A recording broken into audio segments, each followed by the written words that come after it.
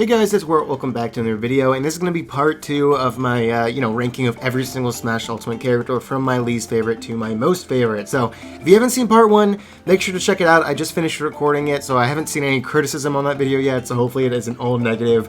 But yeah, we're going to be continuing on with this series, with this part. Not sure how many characters I'm going to get through today, but let's go ahead and jump into it where we left off. So kicking part 2 off for number 64, we have King Dedede. Now don't get me wrong, I actually really like the Kirby franchise, and I like King Dedede as a character.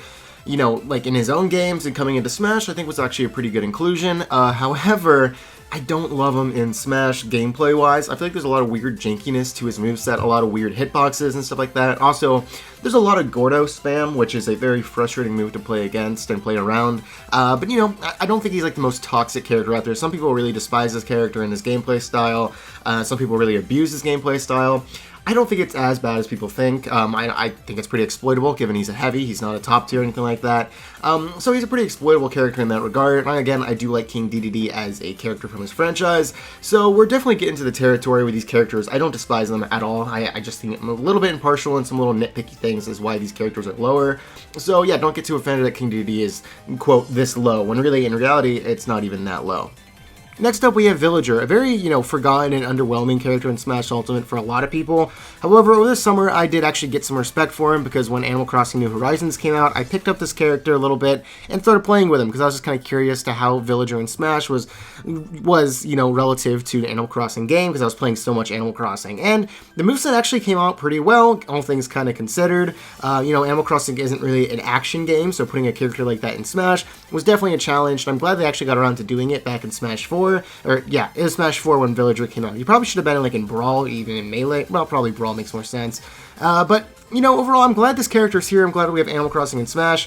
Overall, though, even though I do kind of appreciate his moveset a little bit more, I still don't think it all kind of jives together really well. It doesn't really flow from one move to another. It kind of seems very janky and random. It very much so seems like a Smash 4 moveset where they're just trying a lot of different stuff out, and some of it kind of stuck, some of it kind of didn't. Overall, it's a very kind of gimmicky-ish character that I don't love playing against or seeing or watching or anything like that. He's not very hype up on that list. However, like I said, I've learned a lot of respect for this character. I actually think that there is, some merit to him that I think a lot of people overlook. Next, we have Little Mac. Now, I know people making this list themselves would probably put this character pretty low because people don't like playing as him, they don't like playing against him, and they don't think he's an overall very good character. And I do agree with that to, a certain extent, or those arguments, I understand those criticisms. However, I think Little Mac was a pretty smart and cool addition back when he was added in Smash 4. Retro picks, as I've mentioned, are something that I think is actually kind of interesting and kind of fun, and Little Mac and Punch-Out makes a lot of sense as a character to add, and I think it is kind of a cool idea to make his moveset really good on the ground. However, in the air, in the aerials, trash and just garbage, and it is kind of frustrating, but it does at least give a unique and fun character in that regard, and you got to play this character differently than pretty much anyone else. Do I agree that he's probably the worst in the game? Yeah, because aerials are super important in Ultimate, but I still think he makes a fun kind of dynamic of a character. But at the same time, he has some stuff to him that is really frustrating. Both one, playing as him and also playing against him can be really difficult to do so, and they kind of have a weird gameplay style, and also he has a really strong counter. As I mentioned, I think it was Corrin. I'm not a fan of counters, so that kind of knocks a couple points off him for there, but overall, I actually don't mind this character nearly as much as most people. Next, we have Bowser Jr., and I love what they did with Bowser Jr. in the Koopalings. So, if you guys, obviously you know, but Bowser Jr., all of his ults are the Koopalings, and I think that's a pretty creative way to add more Mario characters without, of course, bloating the roster with every single Koopaling imaginable, and giving a nice universal moveset to the Koopa Clown Car thing that is iconic in all the kind of 2D Mario games. So, overall, I think this character was a pretty smart and unique idea behind a character. The moveset-wise, it's fine. That's pretty much it. It's not bad. It's not great. It's a very kind of underwhelming moveset. There's nothing crazy, complex, or unique about this moveset. I think it's cool that it's in the clown car kind of thing. It's the car doing the trick, so it kind of transfers from, Bowser Jr. to Lemmy to Wendy. All these characters can share, one moveset, so I think that's pretty cool. But again, the moveset itself, in playing as this character, playing as this character, really doesn't spark anything special. It's not hype, it's not exciting. It's a very bland moveset in my personal opinion, but overall I do like the idea behind Bowser Jr. and the Koopalings and everything like that. Alright, at number 60 we have Lucina, and before you get mad, I put this character pretty low on the list relatively. just understand that we're at the point now where I pretty much like every character from here on out, just some more than others. So Lucina's a character I don't mind in the Smash Ultimate roster, really I don't. You know, being an Echo fighter, Echoes automatically get a little bit of a pass because it's like I don't think that much development time and focus was put on them. They're just kind of bonus characters. However, Lucina seems very, very bland to me. She's literally the definition of just a character with a sword. You know, like, you would say, well, isn't all the characters the sword? Like Marth, the original character. Marth is a lot higher than Lucina. Well, relatively a lot higher than Lucina. Because he has the tipper and there's actually a unique gameplay mechanic to the character, Lucina just runs really fast, hits people with her sword, and that's it. There's nothing really special about her character. I do like her character, you know, in Awakening, coming into Smash Bros. I don't think it's like, you know, the most iconic character ever, but I do appreciate this character coming into Smash Bros. I think she's made a name for herself. But however, like I said, this character just seems very boring to play as. It doesn't seem like there's anything complex. This, you know, you're probably saying, oh, I made Lucina and there's so much detail and minute stuff you gotta learn about this character. I think that goes for every single character, and Lucina really does just seem like a very bland character in my opinion. So that's why she's pretty low on the list, relatively. Next we have Ike, who is down here on the list very similarly to Lucina. Pretty much just seems like the definition of guy with a sword, except this guy with a sword hits harder and does more damage. I also want to say that Ike actually has a pretty cool personality to him. You know, he seems like a very brute, strong guy. I actually haven't played the games that Ike is from myself, so I can't talk about how relative that is to the actual games, but overall, I do like the kind of personality and uniqueness to Ike's character in that regard, so I do appreciate that. But again, like Lucina, very much so guy with a big sword, does sword stuff, and that's kind of it. I know it seems like a little bit of underselling their movesets, but that's kind of how I view their movesets in the game. Just sort of bland overall. Next, we have Dark Pit and Pit. Pretty much tied. I both like them for their own unique ways. One, Pit, I think it's kind of cool. We have a hero character like this, that or heroic character, I should say, that came out like this, you know, coming back from Kid Icarus and then getting his own franchise that Sakurai directed again. I think that stuff's pretty cool. And Dark Pit is just kind of a bonus character. I know people don't like Dark Pit because he's so pointless, and why do we have this character? Too many Kid Icarus reps. It's just an Echo, so I really don't see a big deal about it. It's just like, okay, whatever. So yeah, Dark Pit and Pit are two characters that overall I think are really forgettable in this game. I don't think there's super big standouts in this game specifically. Maybe back in Smash 4 when their series got revitalized, and back in Brawl when Pit was brought in for the first time. But now they've been here for a game and there's nothing really too crazy unique about their moveset anymore. And they're just kind of chilling there, and they seem kind of underwhelming in all things considered. I don't think they're bad, I don't think they're broken, I don't think they're, you know, anything like that. They're very kind of solid, decent characters, but I don't see many people playing them. I don't get very hyped about them, so they're very much so middle of the pack kind of thing here. I know middle of the pack tends to be lower on this list because at the same time, I like so many characters. So these characters, I do appreciate them. I do think there's merit to them, but that's why they are definitely lower than a lot of other characters.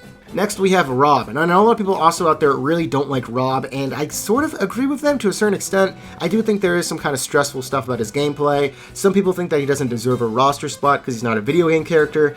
However, that's why I think he's so interesting, is because they actually made a character that was not from a video game. This was a video game toy accessory they turned into a Smash character. Now that's just really unique and creative, and I think that's super cool. So many people request characters, you know, like, looking back, you know, like King K. Rool, Ridley, Banjo, really iconic characters that people really liked, but the idea, no one had the idea to include R.O.B, include the toy from the Nintendo Entertainment System as a character back in, you know, whenever they introduced R.O.B. So I think that's just such a cool thing about his character. Gameplay-wise, he's fine. He's not someone I get very particularly excited about, or like not excited about. Some people, like I said, find him very stressful to play against. They don't like his kind of, you know, gyro things and his spacing games play style and stuff like that. I don't mind it too much. Maybe I haven't played a really good R.O.B to frustrate me to that point yet, but overall, you know, I think he's a pretty enjoyable character, all things considered. Again, like I said, though, nothing about him like excites me, so that's why he is, again, a little bit lower on this list than most. Next, we have another tie with Samus and Dark Samus. Same exact situation with Pit and Dark Pit. I view them pretty much the same. Cool because, you know, Samus is a cool heroine, heroic character. Dark Samus because he's a cool, or she's a cool, you know, anti-villain sort of thing. And I'm really glad they included Dark Samus in this game. I've been rooting for Dark Samus to get in Smash for a while. I thought if they weren't going to do Ridley, they should include Dark Samus because it's a Metroid villain that is unique and not huge like Ridley, or at least that's what the discussion about Ridley was. back before Ultimate came out. And yeah, I didn't really want her as an Echo necessarily, but we got her as an Echo, and I don't mind it really. It's fine. If we were gonna get anything, we were gonna get her as an Echo. That's my way of viewing Echoes. It's just a bonus character, so why not? Yeah, so that's why Dark Samus is kind of equal with Samus. But the reason they're a lot lower than a lot of other characters is basically because they've had the same moveset and general flow to their characters since they were first introduced back in Smash 64. And a lot of other Smash 64 characters are going to be coming up relatively soon for those same exact reasons. There's nothing really crazy, different, unique, or special about them in this game than there was back in when Samus was originally introduced as a starting character. Has always been a projectile character, has always been a zoner, has always been the exact same kind of gameplay style. And, you know, she does it very well in Ultimate. I think the character is slick, I think this character is cool, but there's nothing new about this character that really excites me at this point. Next up, we have Bayonetta. Now, I know back in Smash 4, this character would be probably pretty low on a lot of people's list because of the fact that people did not like her gameplay. She was way too broken in Smash 4, so they nerfed her pretty hard in Ultimate, and some people also don't really think about her too much. I still actually struggle really hard against Bayonettas because I actually didn't play that much Smash 4. By the time, you know, Cloud and Bayonetta came out, I really didn't play Smash 4 at all. So I have really little matchup knowledge against Bayonetta, so I'm not entirely sure how to DI or get out of her combos correctly. So I still, to this day, struggle against Bayonetta. But overall, just looking at this character, I think they did a really great job of implementing Bayonetta as a character from her own games into Smash Bros. I think it's one of the best kind of translated characters from her game into Smash. However, that does still make her very good and very combo heavy and very frustrating to play against, in my personal opinion. Also a character I've tried to pick up and play a couple times. I just can't get around it at all. And also, she's not the most iconic or big character in this game. It's kind of hard of a balancing act. You don't want to make her super strong like she was back in Smash 4. You also don't want to make her super weak and completely irrelevant, which some people think she is at this point in Ultimate. I don't know, I'm somewhere in the middle. I think she's at a pretty decent spot, maybe a couple buffs here and there, but again, you don't want to bring them back the monster that was in Smash 4. So overall, I definitely have her on this list relatively high because of the fact, or relatively low health. I think she was just placed really well, in my personal opinion. I really like my placings of pretty much all these characters. So, yeah, I'm going to leave it at that. Next up, we have Meta Knight. Now, Meta Knight is definitely kind of a weird character. Originally, when I was making this list, I kind of put him around Diddy Kong, when Diddy Kong's kind of whole idea why he was somewhat lower on this list. It just seems sort of bland, nothing crazy about this character that really excites me in any sort of way. However, then I realized I actually really like Meta Knight as a character from, you know, the Kirby games. I think I mentioned with King Dedede, I really am a big fan of the Kirby games, and Meta Knight was a character I played a lot back in Brawl. Of course, I was not in the competitive scene back in Brawl, so I didn't know Meta Knight was absolutely broken in that game. So I feel kind of bad playing against all my friends as Meta Knight back in the Brawl days. However, now Meta Knight, of course, is a very different character than he was back in Brawl, and I think he's a relatively cool character. He's not very strong, so he's not very relevant, all things considered, compared to a lot of other, you know, top tier characters. He's very much so kind of a upper mid tier, very playable character. If someone told me they main Meta Knight in this game, I'd honestly think that's kind of respectable and kind of cool. However, he's very much so the same kind of moveset generally as he was in Smash 4. Nothing too crazy or exciting, because I mentioned I kind of relate him similarly to Diddy Kong. Nothing too crazy or exciting about his character, but still I do respect Meta Knight and like him as a character in this game. Next up, we have Kirby. Now, this one kind of hurts me to put sort of low because I love Kirby as a character. I don't think you could meet a person that says, I hate Kirby. You know, I just don't think they exist anywhere. And I also really love his copy ability. I think it's one of the most fun mechanics in this entire game.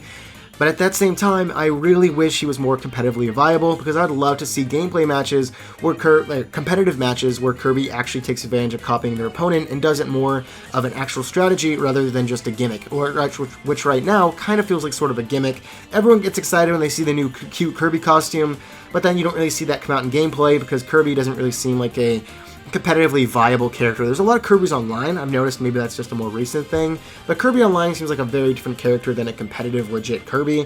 But overall, I still like this character a lot, and I do wish they were stronger, maybe they'd be more relevant. But also, kind of similar thing, they're very similar to how they played back in, you know, the original Smash game. Not much changes, like I was saying with Samus. Not much changes to really reinvent the wheel with this character, so very much so similar that they've always played and always been kind of a relatively, I don't want to say forgettable character, but kind of underwhelming, unfortunately, even though I do really like Kirby as a character, him or herself. I think Kirby's ungendered, I'm not sure. Alright, kicking off the top 50. From this point on, I've been saying it with a couple of the past entries, but really start thinking that I actually do enjoy these characters from here on out. First off, we have Chrom, and I want to say that I know a lot of people got kind of annoyed when they saw Chrom announced, because you're like, okay, another Fire Emblem character we did not need. I personally kind of liked Chrom's inclusion. I always thought that Chrom was a really kind of well-known Nintendo character, and sort of like Isabelle back in the Smash 4 days. Kind of weird they didn't get included in Smash, because when I think of popular Nintendo characters back in the Wii U era, I thought a lot about Chrom, and I thought also of Isabelle, because both Animal Crossing and and Fire Emblem were pretty popular on the DS at the time. Or the 3DS at the time.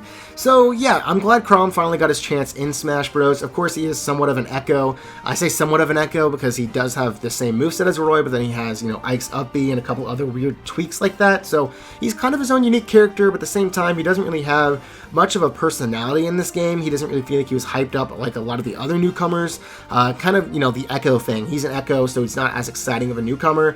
And also, I do kind of want to critique him a little bit for being similarly to Lucina and Ike, who I mentioned earlier in this video, for being somewhat bland as characters, you know, just sword fighter kind of person, so nothing like crazy about that. But, you know, generally I do like Ike as a character, and I'm glad he's in this game. I do wish he got a little bit more attention to his character, but, you know, I can't be too picky about that stuff. So, definitely do appreciate Ike to that degree. At 49, we have Roy. Now, I know you might be wondering, why didn't you put Chrom and Roy as a tie? Because they're echoes, like you did with Dark Samus and Dark Pit.